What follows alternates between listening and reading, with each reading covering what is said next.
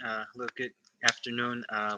Pastor Sal here from the Ridge, as we are going to continue our daily devotional based on the workbook of the devotional life in the Wesleyan tradition. Um, if this is the first time that you've seen our videos, I can tell you that the workbook can be found at Upper Room Books. So if you want to search upperroombooks.com, and you can find this workbook, the devotional life in the Wesleyan tradition. It's a really helpful tool because you can write your notes in it, and as you answer your questions and so forth, um, that help you to reflect on what the reading was for that day. This book is based on a 7-week devotional, and seems like it was just yesterday, or if we, it seems like we had just started last week, and lo and behold, we are in week 7, and so we are already in week 7, day 1. We're going to be covering into the world. So everything that the book has been, all the different sections have been building up um, to train us and teach us the ways of the examples of John Wesley in his devotional life. Week 1, we went manna devotion, so it explained who John Wesley was, why he did it, his discipline, and so forth. And then it explained our constant company with Christ, that we are to accompany him, and gave some examples on week 2. Week 3 spoke about the all sufficient word, that we get the Bible as our basis. We can use other materials, but the Bible should be our basis, our base of what we um, work from in our devotional life. And then the week 4 was about the food for the journey, which is about the importance of the Lord's Supper and the different ways that over history they have used the Lord's Supper. Why John Wesley made it such an important part of his devotional life. He averaged taking communion every 4.5 to 5 days. And so there were periods in his life where he took communion every day. And there were periods in his life where maybe he only did it once every other week or so forth. That was kind of the custom by the time that the 18th century came along in Wesley's time. He lived from 1703 to 1791. Um, and so in about 65 years, he recorded all the things that he did as a devotional life. Um, Week 5, we spoke about the hunger of righteousness. So we spoke about fasting that whole week. Last week, we spoke about life together and the corporate societies and groups that we form in order to nurture. It's to nurture each other and to help grow in our spirituality and in our Christian life and so forth. So today, this week, we're going to talk about into the world. Um, and so on day 1, today the title is the outflow of grace. And so how do we now get all that we've been learning and go out and do grace? And so our study of devotional life in the Wesleyan tradition has focused on the instituted means of grace, those personal and corporate disciplines that establish and maintain the life of God in the human soul. As important and essential as these means were to John Wesley and the early Methodists, we would not likely have had a worldwide movement born by the use of these means alone. Something else needed to happen, and for Wesleyan spirituality, that something was a concern for the practice of the prudential means of grace as well. So also the practice of the means of grace. That's what we need to strive for um, as we go out into the world, or the title goes into the world. So now as we go into there, we have to have means of grace, and strive for those practices and means and prudential means of doing it. Prudential means of grace may be as unfamiliar to you as instituted means was when we began 6 weeks ago. Basically, Wesley meant that God has given additional means of grace to the church through which it fulfills the social and relational dimensions of the gospel. So um, the church serves to meet those additional needs, right? Or those additional means, which is to fulfill social and relationship um, dimensions of the gospel. So that's what we are to do as the church. Prudential Christians will give attention to them as well as the instituted means.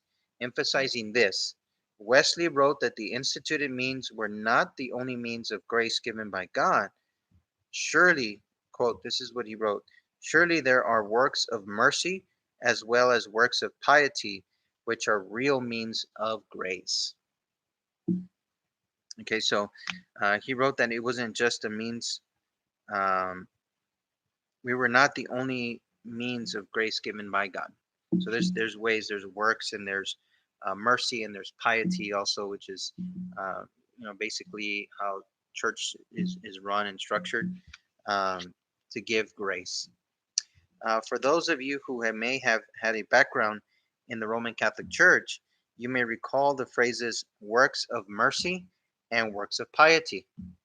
Without calling it attention to it, Wesley was simply drawing from this tradition, as did his native Anglicanism, to offer his people the instituted means of grace, works of piety, and the prudential means of grace, which is works of mercy, which taken together constitute the full range of the spiritual life, inward and outward holiness, to use Wesley's words. The works of mercy and the works of piety, which is prudential means of grace, is the works of mercy, and the instituted means of grace is works of piety. By using those two things, we can see an inward and outward holiness, which is what Wesley would say. So, because we're supposed to seek a holy life. We're supposed to seek that Christian perfection. We serve a holy God, so we are to live a holy life, right? As best as we can. We have to seek it every day. The prudential means of grace gives Wesleyan spirituality its mission and ministry. They save the United Societies from becoming ingrown and self sufficient. At the same time, linking the instituted and prudential means of grace enabled Wesley's social ethic to flow from and be connected to his individual ethic, thus keeping them part of the same larger whole. The early Methodist union of personal piety and social mercy forged a more effective instrument for God to use than would have been the case if Wesley had kept them separate. So, that union of personal piety and social mercy was what forged it, the effective instrument for God. So, and that's why the church grew in that time. It was a revival. It was a kind of we called it the the era of enlightenment, or the season of enlightenment in the church in those days, because there was a lot of people that were reforming the church from the 1500s to the 1700s. Of course, the Reformation, but there was also a Reformation of the Catholic Church. So there was a lot of it wasn't just the Reformation that we know it as Martin Luther and the myth that he wrote his thesis on the door, that he put it on the door of the church. No. Um, in actuality, well, without getting into it too much, but there was a lot of reformation and a lot of things, a lot of people finding new ways to revive and renew the church. And so this is one of the ways that Wesley, why his um, movement grew so much, because remember, he was part of a group of people from Oxford, um, and they called themselves Methodists. They were clergy and people, and they graduated, and it was a group, a club, and they call themselves a Methodist because they're the ones that developed these systems and different ways of trying to revive the church at that time.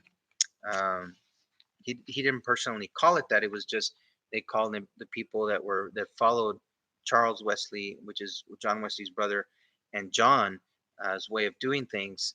They followed him as being called as Methodists. They used to be called Methodists, and so there's where all that movement started. The early Methodist union of personal piety and social mercy forged a more effective instrument for God than the use had been case if Wesley had kept them separate, right? So we read that part. And then the same is true for us today. Holiness of heart and life remain the twin peaks of vital spirituality. Let me read that again. The same is true for today. Holiness of heart and life remain the twin peaks of vital spirituality. Let us to conclude our study with an exploration of the prudential means of grace. Okay, again, prudential means of grace are the works of mercy. So, why was Wesley's wise in keeping the instituted and prudential means of grace combined underneath the larger hold of a vital spirituality? So, why was it important to do both things? Works of piety, which is works of the church, and also works of mercy, which is works of doing the things out in the social and relationship building, part of the gospel. Why are those two things so important for vital spirituality? And what happens when they are too widely separated? Okay. Um, what happens when they're too widely separated? Many things, different things can happen, but not the good things, right? So if you're doing too many works of mercy, but not doing work within the church, that works of piety, then you're in a situation where you're not really nurturing the person so they can continue to go out and do the works of mercy out. If you're only doing works of piety, that means that you're only getting nurture, but not going out and doing the works of mercy. In other words, you're gaining the knowledge, but you're not doing anything with it. So that's why it's important to have both under the larger scope of vital spirituality. Now, what creativity do you see in helping people understand the difference in works of piety and works of mercy? Does this wider view invite people of wider interest to claim authentic spirituality?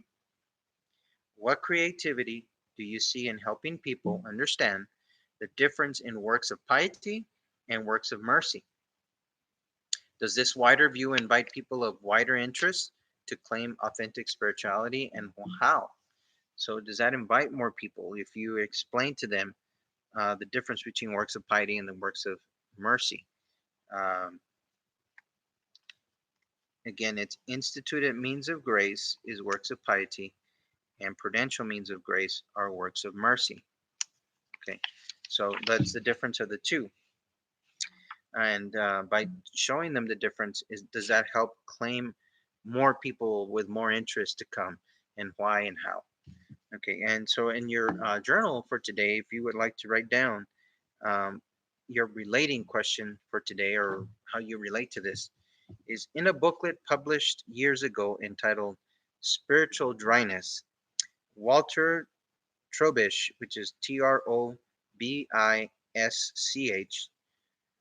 Walter Trobisch speaks of the danger of Christians becoming spiritually bloated. This condition occurs, he writes, when we become too much engaged in the intake dimension of the spiritual life and not enough concerned about the outflow. How does this imagery speak to you? How does it help for you to see Wesley's concern? And have you ever been spiritually bloated? Okay, once again, in a booklet published years ago entitled Spiritual Dryness, Walter Trobich speaks of the danger of Christians becoming spiritually bloated. This condition occurs, he writes, when we become too much engaged in the intake dimensions of the spiritual life and not enough concerned about the outflow. And how does this imagery speak to you? And how does it help you see Wesley's concern? Have you ever been spiritually bloated? Again, it goes back to what we were talking about the intake dimensions of spiritual life and not enough concerned about the outflow. So it's all receiving, receiving, receiving, but no giving. And that's when you can become spiritually bloated because um, you have, it's kind of like, when you have a glass of water and you keep filling it and you fill it and you fill it and you fill it. There's a certain point where it's not going to be able to hold anymore. Okay, it's the same with our spirituality and with our lives. Sometimes We can't just be receiving and receiving and receiving, because then there's no room to receive anymore. There's nothing we can do with it anymore, and there's not going to be room to receive anymore. And so, uh, the importance is not just only to receive but also to give, right? We're a conduit.